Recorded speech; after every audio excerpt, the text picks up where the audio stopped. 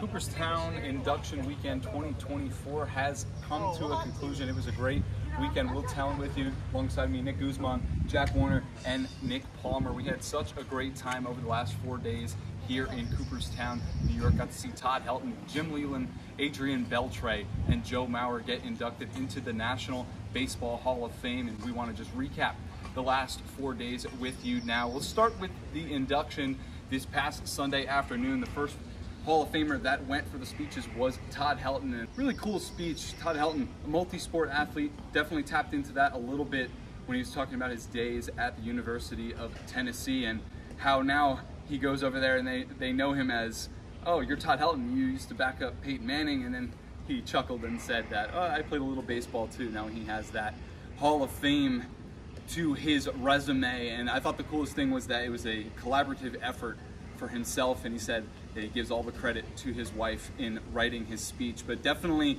the highlight of his speech to me is that the face of the Colorado Rockies is now in the National Baseball Hall of Fame, a franchise that's relatively pretty young, and their best player now joins Larry Walker, who played with a few other teams, but Todd Helton played his entire career with the Colorado Rockies. So really cool stuff indeed. Next, we had Adrian Beltre, who in his 21-year career saw playing time for the Los Angeles Dodgers, the Seattle Mariners, 1 year with the Boston Red Sox, and then finished most notably with the Texas Rangers. 21 seasons in the big leagues, 3,166 hits, the most by any third baseman in the history of Major League Baseball.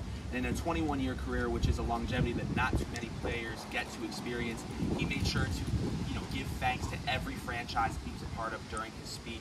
Even the Boston Red Sox, where he jokingly mentioned that it was very short, it was only one season, but he thanked all the players that he played with, and playing for Terry Francona, who he called one of the greatest managers that he ever got to play for. And I think the main thing that was really fun is you could just feel how much fun that Adrian Beltre brought to the speech today. And even before his speech, he was making jokes about how his English is getting worse by the day, and so if people wanted to make fun of him for pronunciation of some of the words he would say, to go right ahead. Now, I think what was really, really special with him is that, like I mentioned before, fun was a big part. He always was having laughs on the field, and he got an introduction video with very nice words from Elvis Andrus, who he played lots of quality time with in Texas, and it was all about the experience that they had together.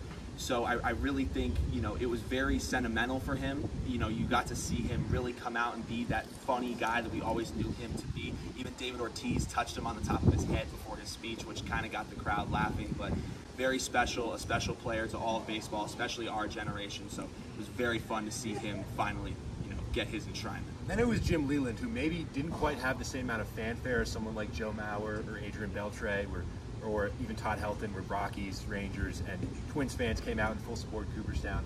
I thought Jim Leyland's speech was maybe the best of the afternoon.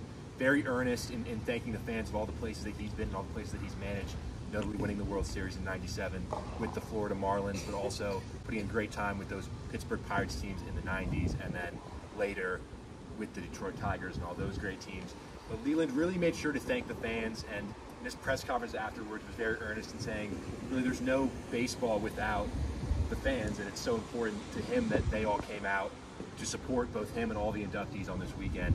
And he also, Jim Leyland, made a big point about the World Baseball Classic in 2017 and how important that was to him. He almost got choked up, even mentioning it, how a group of players could come together in such a short amount of time and then win what was still the only World Baseball Classic victory for the United States. But I think Jim Leyland, despite maybe having the least amount of dedicated fans here in Cooperstown, really, his speech was earnest, it was beautiful, he made sure to thank his family and really everybody who's helped him along the way in this journey. He's the oldest of the inductees, but he seems to really be treasuring this moment. Final speech, which tugged at the heartstrings, was Joe Mauer. I thought Joe Mauer's speech was incredibly touching. He made sure to mention his late grandpa, who watched every single Joe Mauer game and took at-bats with him.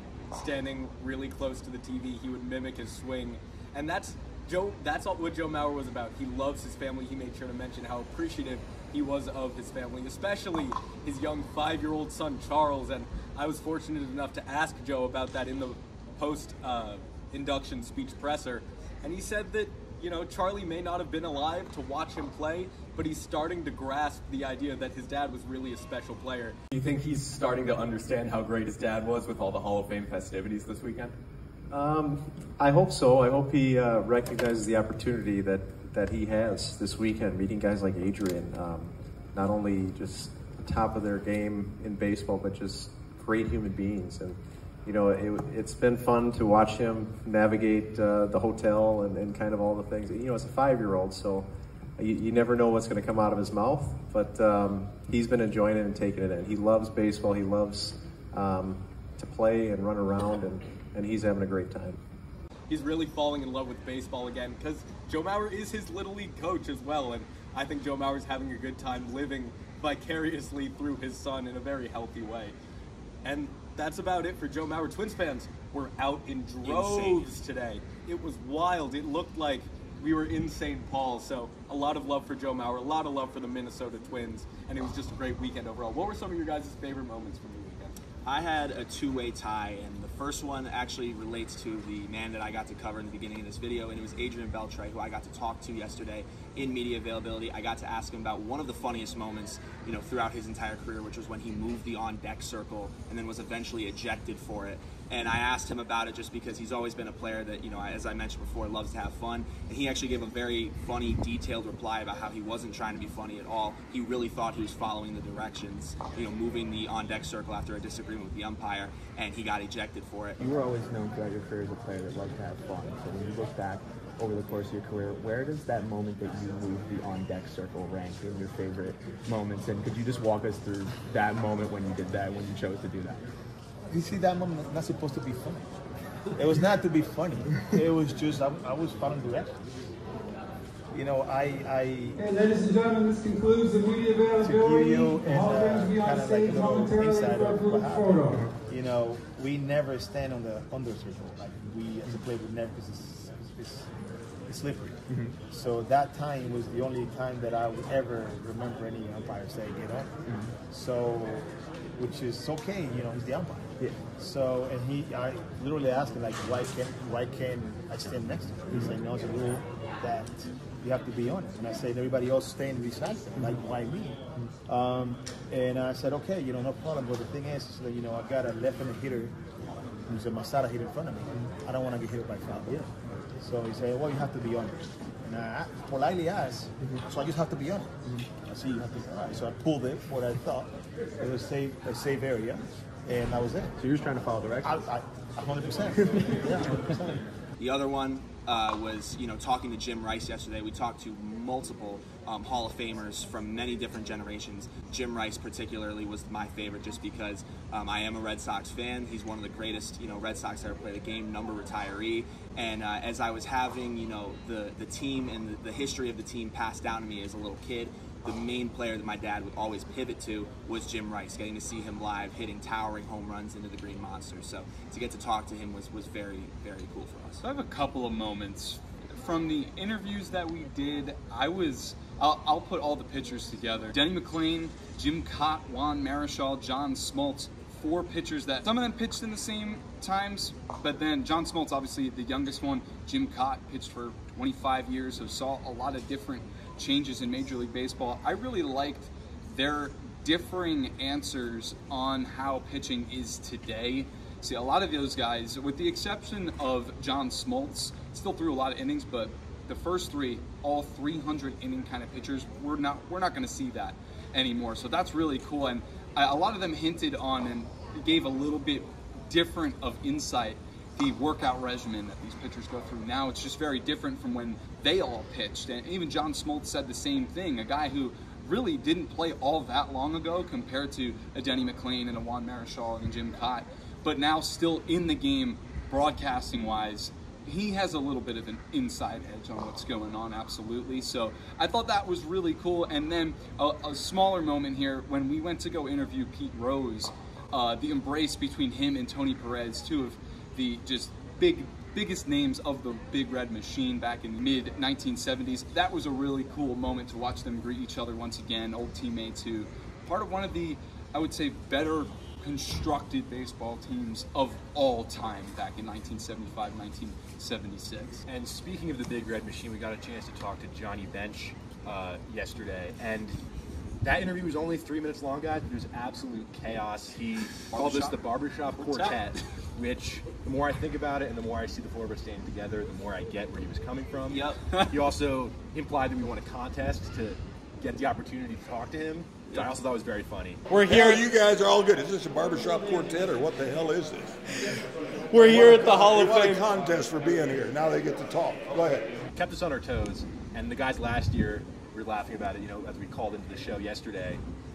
Johnny Bench gave them the same exact treatment, but maybe not the best interview content-wise, but I thought he was very entertaining, and it was a good mix-up, because I think sometimes you got to loosen up, and I think Johnny Bench really kept us on our toes. Juan Marichal, our interview with him just brought so much joy to the game of baseball, and I think I can speak for all of us when I say this weekend was about joy. It was about celebrating the fantastic and historic game of baseball. When Juan Marichal completely encapsulates that, he showed love for his fellow Dominican players, and there were a lot of fans from the Dominican Republic out here being rowdy and supporting all of their guys, so that was great to see. And Juan Marichal, just a great proponent of the game, and it was really special to talk to him because he was the first Dominican player inducted into the Hall of Fame, and fantastic pitcher and even better guy. So that'll do it for us from Cooperstown. We've had a fantastic couple of days. Big thanks to Bobby C, our cameraman, who kept us going the whole way, getting them angles.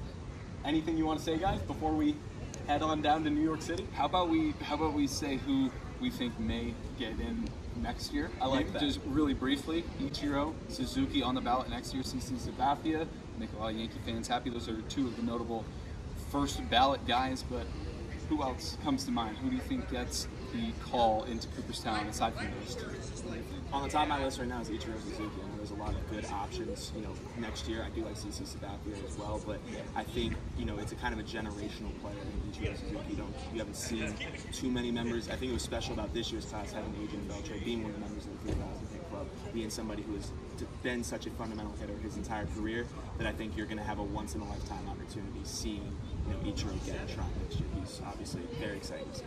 And just to touch on CC Sabathia, he was iconic for the Yankees and a strikeout machine. So I think Yankees fans will definitely be here. A lot of fans might come from Japan for Ichiro Suzuki. That's actually expected next year. It's going to be a whole ruckus there. But Yankee fans also will come up from the city, support CC, their big man, and that'll be really fun to watch. I'm holding out hope for one of my favorite players growing up in Carlos Beltran, who, when I first started watching baseball for those Mets teams, 2006, 2007, some of my earliest memories of watching the sport and loving the sport. He's one of my favorite players, and I think he's one of those guys that's, you could say, right on the edge of potentially getting in, but to me, I think he has the resume I'd love to see Carlos Beltran. Yeah, Carlos Beltran, Andrew Jones, Billy Wagner, still a lot of notable names on the ballot and a lot more coming in. As Nick was saying, a lot of different Japanese media coming over. About 20,000 from what we heard around the streets. Could be a really, really big time. That field by the Clark Sports Center could be pretty filled up for next year. But for 2024, congratulations to Joe Mauer, Adrian Beltre, Jim Leyland, and Todd Helton. That's going to do it for our coverage of the 2024 National Baseball Fame induction. For Nick Guzman, Jack Warner, Nick Palmer, I'm Will Tallant signing off from Cooperstown, New York.